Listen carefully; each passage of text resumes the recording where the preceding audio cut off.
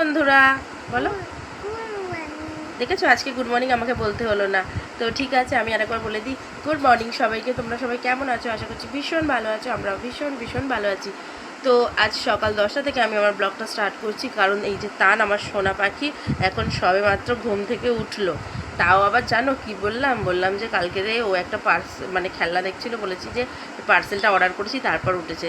তো তাই তো তো জানো তো এই পার্সেল নিয়ে পাগল হয়ে যায়।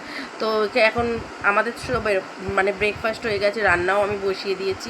এদিকে এখন তানকে নিয়ে গিয়ে ব্রাশ করিয়ে এবার ব্রেকফাস্ট করাবো। এবার সারাদিন একে নিয়ে চলবে দুষ্টুমি। তো সারাদিন খুব দুষ্টুমি করে। তো চলো, কি নেবে তুমি? ও ওখানে ও ভাবছে পার্সেল আছে তো ওটা নেবে। তো চলো ওইদিকে বাইরে যাই, বাইরে গিয়ে এবার একে আমি তাড়াতাড়ি ব্রাশ করিয়ে খাওয়াই। এখন খাওয়াতে 1 ঘন্টা লাগবে মিনিমাম। তো চলো তোমরা সাথে থাকো।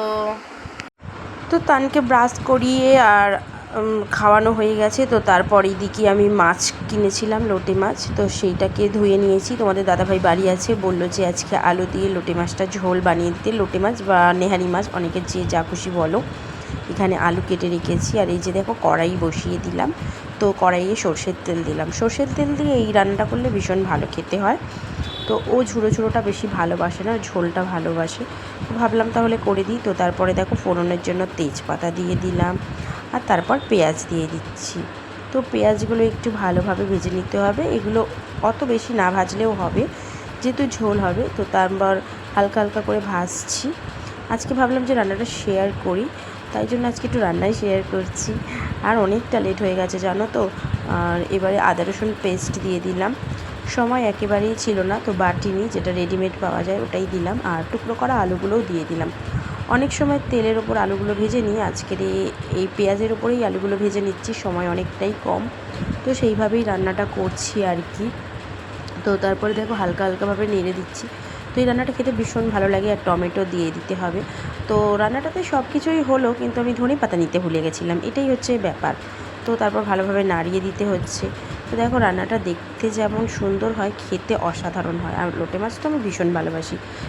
আর তা তোমরা কে কেমন ভালোবাসো আমাকে অবশ্যই জানাবে। তো হলুদ দিয়ে দিলাম। তো হলুদ দেবো। তো তারপরে দেখো ধনে গুঁড়ো দিয়ে দিচ্ছি। ধনে গুঁড়ো দেওয়ার পর এবার একটু জিরে গুঁড়ো দিয়ে দেবো। সিম্পল মশলাই দেবো, কিন্তু খেতে এটা অসাধারণ হয়। মানে আদা রসুনটা বেটে দিলে আর একটু ভালো হতো। আর নুন তো না দিলে রান্নার স্বাদই আসে না, তো নুন দিয়ে দিলাম। আর লঙ্কা গুঁড়োও দিয়ে দিয়েছি। তো সমস্ত কিছু দেওয়ার পর ভালোভাবে এটা নাড়িয়ে দিচ্ছি। না, লঙ্কা গুঁড়ো দিয়েছি, আবার একটু পরে আর একটু লঙ্কা গুঁড়ো দিয়ে দিলাম, মানে কম হয়েছিল, আর আগেরবার দেখাতে পারিনি, তো দিয়ে দিলাম। লঙ্কা গুঁড়ো দেবে তোমরা যে যেরকম খাবে। আজকে কাঁচা লঙ্কা দিয়ে রান্নাটা করব না, কাঁচা লঙ্কা কেটে গেলে ঝাল হয়ে যায়, আর তোমার দাদাভাই ঝালটা কমই খায়, তো তার জন্য দিলাম না। আর এই যে টুকরো করে পরিষ্কার করে ধুয়ে রাখা লোটে মাছগুলোও দিয়ে দিলাম। তো এটা দিয়ে ভালোভাবে এর সাথে নাড়িয়ে নাড়িয়ে মিশিয়ে নিতে হবে। তো দেখো আলু দিয়ে লোটে মাছ খেতে ভীষণ ভালো লাগে, ঝুড়ো ঝুড়ো ভালো লাগে। তোমরা একবার ট্রাই করে দেখতে পারো। আর যারা তোমরা বানাও বাড়িতে, তারা তো জানোই যে এই লোটে মাছ ভীষণ টেস্টি হয়। তো ভালোভাবে দেখো মিশিয়ে দিচ্ছি। এখনই দেখতে কত সুন্দর লাগছে জানো তো।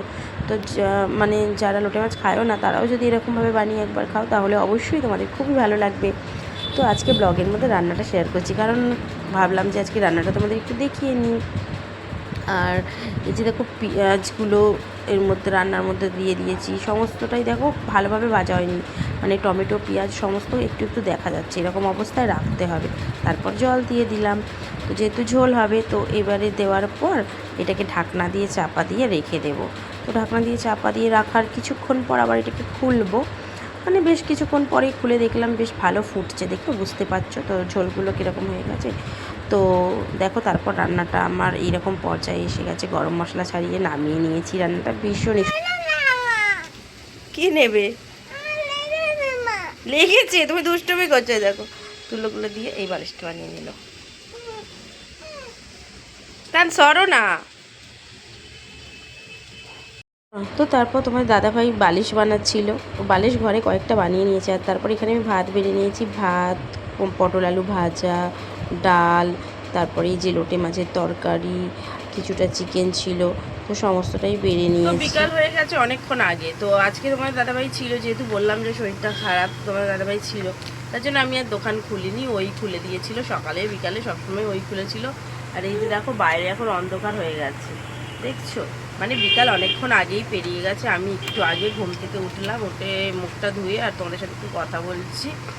আর এই যে তান কি করছে তোমাদের একবার দেখাই। তান এখানে খেলা করছে। কি করছে বাবা, এদিকে দেখো। এই দেখো আমার ওষুধের ফাইলের এইগুলো, মানে আগের বারের যে ফাইলটা ছিল ওগুলোর খাপ, তো ফাইলগুলো শেষ হয়ে গেছে, আবার নতুন করে ওষুধ আবার আনিয়েছি, তো ওইগুলো নিয়েই তান খেলা করছে। আর আমি এদিকে দোকানে বসে আছি। তো আজকে মতো ভিডিওটা এখানেই এন্ড করছি। তোমরা সবাই ভালো থেকো, সুস্থ থেকো। দেখা হচ্ছে আগামীকাল নতুন একটা ব্লগ নিয়ে। টাটা সবাইকে।